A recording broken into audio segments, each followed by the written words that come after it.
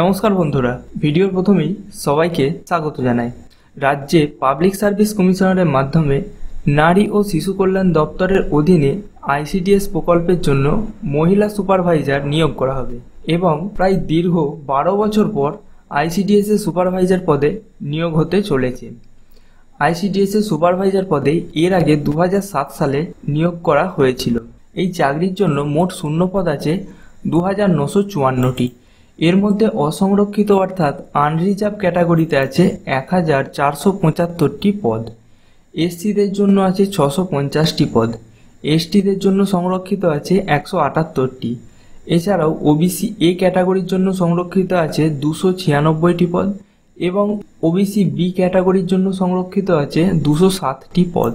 PH অর্থাৎ physical হ্যান্ডিক্যাপদের জন্য সংরক্ষিত আছে 89টি পদ এবং স্পোর্টসম্যানদের জন্য সংরক্ষিত আছে 59টি পদ। এরপর এই চাকরির জন্য কি শিক্ষাগত যোগ্যতার প্রয়োজন দেখে নিন। প্রথমত, মহিলা প্রার্থীরাই কেবলমাত্র আবেদন করতে পারবেন, অর্থাৎ পুরুষরা এই চাকরির জন্য আবেদন করতে পারবেন না। যে কোনো স্বীকৃত বিশ্ববিদ্যালয় থেকে স্নাতক উত্তীর্ণ হতে হবে এবং সর্বশেষ শর্তটি হলো বাংলায় লিখতে, পড়তে বা বলতে জানতে হবে। যদিও নেপালি ভাষাভাষীদের ক্ষেত্রে এটা প্রযোজ্য নয়।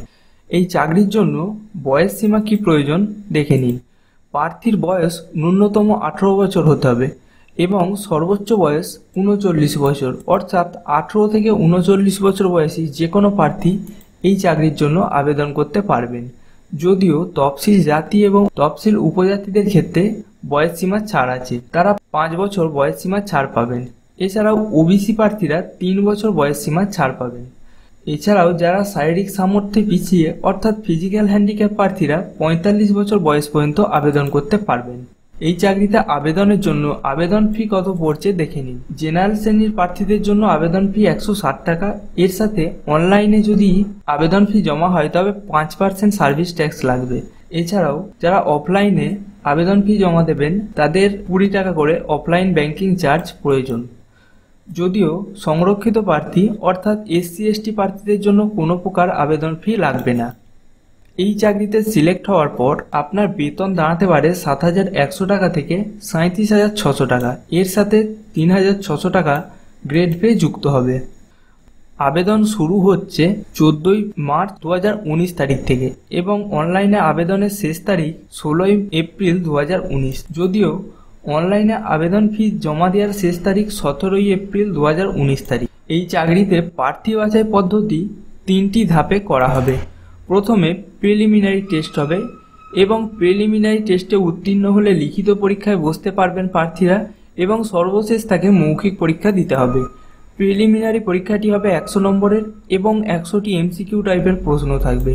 প্রিলিমিনারি পরীক্ষায় উত্তীর্ণ হওয়ার পর প্রার্থীরা লিখিত পরীক্ষায় বসতে পারবেন। লিখিত পরীক্ষাটি হবে 400 নম্বরের। লিখিত পরীক্ষায় উত্তীর্ণ প্রার্থীদের মৌখিক পরীক্ষার জন্য ডাকা হবে এবং মৌখিক পরীক্ষাটি হবে 50 নম্বরের। মৌখিক পরীক্ষায় উত্তীর্ণ হওয়ার পর মেডিকেল চেক আপ হবে এবং প্রার্থীদের নিয়োগ করা হবে। বন্ধুরা, এই চাকরিতে অনলাইনে আবেদনের জন্য ওয়েস্ট বেঙ্গল পাবলিক সার্ভিস কমিশনারের ওয়েবসাইটে গিয়ে আবেদন করতে হবে। প্রথমে প্রার্থীদেরকে রেজিস্ট্রেশন করতে হবে। যে সমস্ত প্রার্থীরা প্রথমবার আবেদন করবেন তাদের ওয়ান টাইম এনরোলমেন্ট করে নিতে হবে এবং সেখানেই প্রার্থীরা নতুন করে আইডি এবং পাসওয়ার্ড দিয়ে লগ ইন করে অনলাইনে ফর্ম ফিল আপ করতে পারবেন। বন্ধুরা, ফর্ম ফিল আপের সময় একটি বিষয় খুব ভালোভাবে নজর রাখতে হবে। আপনি যেই সেন্টার থেকে পরীক্ষা দিতে চান সেই সেন্টারের কোড অবশ্যই অনলাইন ফর্মে দেবেন। যেমন দেখুন, এখানে 1 নম্বরে কলকাতা নর্থ আছে, 2 নম্বরে কলকাতা সাউথ, 3 নম্বরে বারুইপুর এবং 4 নম্বরে ডায়মন্ড হারবার। এরকম করে প্রায় 27টি কোড আছে। বন্ধুরা, আপনাদের নিকটবর্তী যে সেন্টারটি আছে সেই সেন্টারে আপনারা আবেদন করতে পারেন এবং সেক্ষেত্রে এই কোড নম্বরটি খুবই গুরুত্বপূর্ণ। এছাড়াও বন্ধুরা, ভিডিও ডেসক্রিপশনে এই চাকরির অফিসিয়াল নোটিফিকেশন এবং ওয়েবসাইটের লিঙ্ক দেওয়া থাকবে, যেখানে আপনারা নোটিফিকেশন পড়ে বিস্তারিতভাবে দেখে নিতে পারবেন। ধন্যবাদ বন্ধুরা ভিডিওটি দেখার জন্য। চাকরি সম্পর্কিত লেটেস্ট নিউজ সবার আগে জানার জন্য চ্যানেলটিকে অবশ্যই সাবস্ক্রাইব করবেন। Thank you.